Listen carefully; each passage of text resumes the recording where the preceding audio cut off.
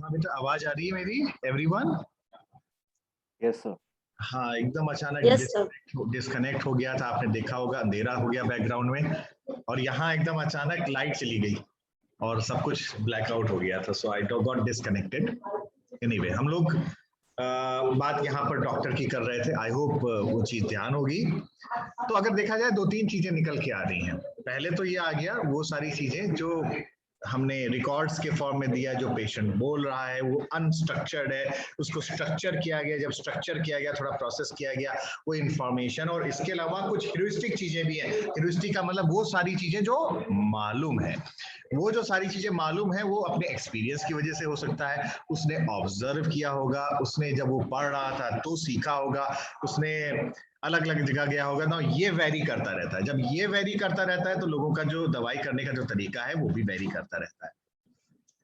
तो इंफॉर्मेशन क्या चीज है? Information is basically static. ये पीटर ड्रकर ने कहा हुआ है। अगर थोड़ा सा और उन्होंने सिंप्लीफाई करने की कोशिश की और डिफाइन करने की कोशिश की इन चीजों के बारे में, तो बिल्कुल सही बात है। रॉ डेटा, डेटा क्या है? जब वो अनस्ट्रक्चर्ड है, रॉ तरीके से है, उसी को हम डेटा कह रहे हैं। स्ट्रक्चर वो इंफॉर्मेशन में कन्वर्ट हुआ, बट वो एक फॉर्म में रिप्रेजेंट आया, तो वो स्टैटिक इन नेचर है। वेयर एज नॉलेज जो है वो इंडिविजुअल एजेंट का, वो लगातार बढ़ता रहता है, या वो एक्सपीरियंस के साथ वो बदलता रहता है। तो बदलता रहता है, तो इसीलिए कहा जाता है knowledge is basically dynamic in nature. ठीक है?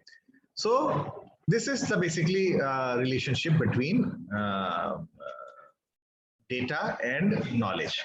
Now हम एक वर्ड बोलते हैं, हम चाहते क्या है, वो है एजेंट्स को इंटेलिजेंट होना चाहिए। तो अगर देखा जाए तो शायद ये जो पार्ट है इंटेलिजेंट बिहेवियर रिप्रेजेंट करे, इंटेलिजेंटली कोई एजेंट काम करे, वो बहुत कुछ क्या नॉलेज पर डिपेंड करता है? आपकी क्या ओपिनियन है? Do you believe that knowledge has any role in demonstrating intelligent behavior? What do you think?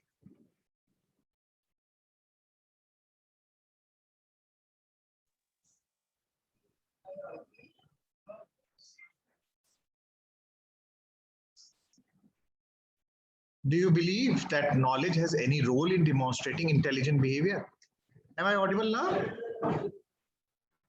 Yes, sir. Sir, इसमें हाँ कोमल बोलो बेटा। सर इसमें प्रीवियस डाटा मतलब सर एक हिसाब से यूज करेगा सर, तो सर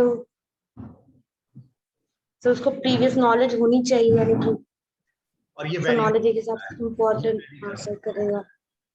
ठीक है, तो अगर देखा जाए तो एजेंट क्या है? एजेंट सर्टेन चीजों को सेंस कर रहा है, एक्वायर कर रहा है। अब वो ध्यान करो, वो हमारा डायग्राम, एक्यूटेटर्स, परसेप्टर्स, तो वो चीजों को सेंस कर रहा है, और सेंस करने के बाद ये डिसीजन ले रहा है, और डिसीजन लेने के बाद वो एक्शन को परफॉर्म कर रहा है। यही तो एजेंट कर रहा है। बट ये जो पार्ट है, ये डिसीजन लेने वाला, ये डिसीजन कैसे लेना है और क्या लेना है, वो रैशनल क्या होगा, whether it would be rational और नॉट, किस तरह का डिसीजन होगा, वो बहुत कुछ डिपेंड करने वाला है हमारे नॉलेज के ऊपर। So knowledge has a role on the decision making of any intelligent, of any agent. So एक तरीके से देखा जाए तो ये knowledge does have an impact. It has an effect on the final decision which is being taken by the agent. आपस का I think अब relationship हमें clear हो गई होगी।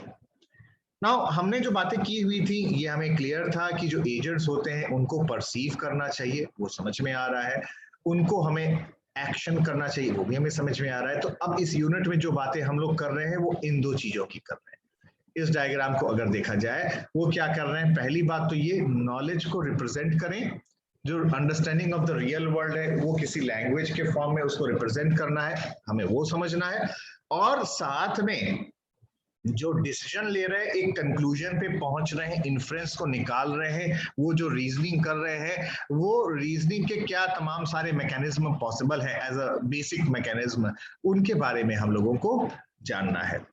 ठीक है, तो इन दो चीजों के बारे में हम लोग देख रहे हैं। तो ये पूरा जो यूनिट है, आई थिंक अब आपको क्लियर हो गया होगा इस यूनिट का हमारा ऑब्जेक्टिव क्या होने वाला है।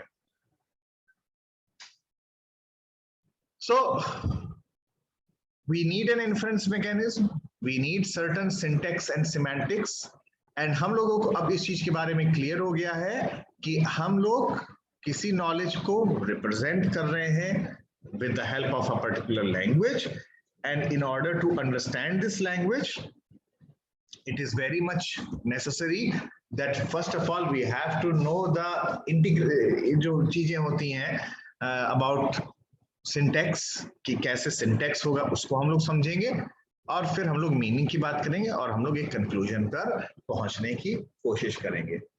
So as you can see, this is a very important unit, because knowledge representation and reasoning process is basically the central theme of the entire field of artificial intelligence. पूरे artificial intelligence की अगर हम बात करें तो ये एक बहुत बड़ा एक एजेंडा है जिसको लोगों को, या टॉपिक है जिसका डिस्कशन होता है, and it is of very very much importance. और यहाँ पर जो प्राइमरी कंपोनेंट है रीजनिंग, तो हम तब करेंगे जब मेरे पास या जो एजेंट के पास वो नॉलेज हो. तो इसीलिए यहाँ पर एजेंट को कहा जाता है इंटेलिजेंट एजेंट. का तो मतलब होता है वो इंटेलिजेंटली एजेंट आंसर करे या लॉजिकल रैशनल आंसर दे, या चूंकि अब इसके पास नॉलेज बेस है, so such type of agents are also known as knowledge based agents. So what are knowledge based agents? Knowledge based agents are those agents who are having certain knowledge base. And what is a knowledge base now? Knowledge की बात जब हम करते हैं या knowledge base की बात करते हैं, तो वो सारी चीजें जो मेरे पास है वो मेरा knowledge base को कंस्ट्रक्ट कर रहा है. तो हम जो real fact about our understanding, जो फैक्ट्स हैं, जो हमारी अंडरस्टैंडिंग है, जो understanding about the real world है, वो सारी चीजों को हम लोग रिप्रेजेंट करते हैं in the form of sentences. So अब अगर डिफाइन करने की कोशिश करें what is a knowledge base, so you can say that a knowledge base is a set of sentences which are telling some assertions or telling something about the world, और हम लोग उसको किसी पर्टिकुलर लैंग्वेज के through उन sentences को represent यहां पर करते हैं. उन लैंग्वेजेस को कहा जाता है नॉलेज रिप्रेजेंटेशन लैंग्वेज. तो ये यहाँ पर आपके एमसीक्यू के पॉइंट से या आपके बेसिक अंडरस्टैंडिंग के पॉइंट से, एक एक नंबर के क्वेश्चन के पॉइंट ऑफ व्यू से शायद नॉलेज बेस क्या होता है, सेंटेंस क्या होता है, या इसका क्या मतलब होता है. I think this particular slide is clear to you, to everyone, और any query till now? Yes sir. ठीक है, राइट. एंड जो दूसरा इंपॉर्टेंट एस्पेक्ट हो गया, there must now if we are having sentences in our knowledge base, so what is inference? Inference is the mechanism to draw new sentences from the previous one.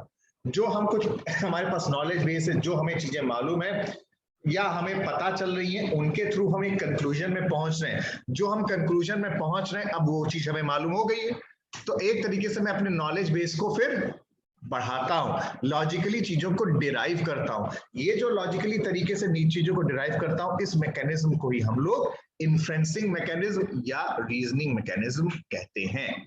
So there must be some mechanism to derive new sentences from the old ones, and this process of knowing the new sentences and deriving the new sentences from our knowledge base, from our old sentences, that is known as inference mechanism, or it is known as the process of reasoning. So this is the definition of inferencing or reasoning. But एक जो important part है जो हमें समझने की जरूरत है, ये line, that inference must obey the primary requirement that the new sentence should follow logically from the previous one. Inference must obey the primary requirement that the new sentences should follow logically from the previous one. अब इसका क्या मतलब होता है, हम लोग अभी फिर से ज्वाइन करते हैं, because less than a minute दिखा रहा है आपके Zoom recording में. So please join again and we'll continue from here, everyone.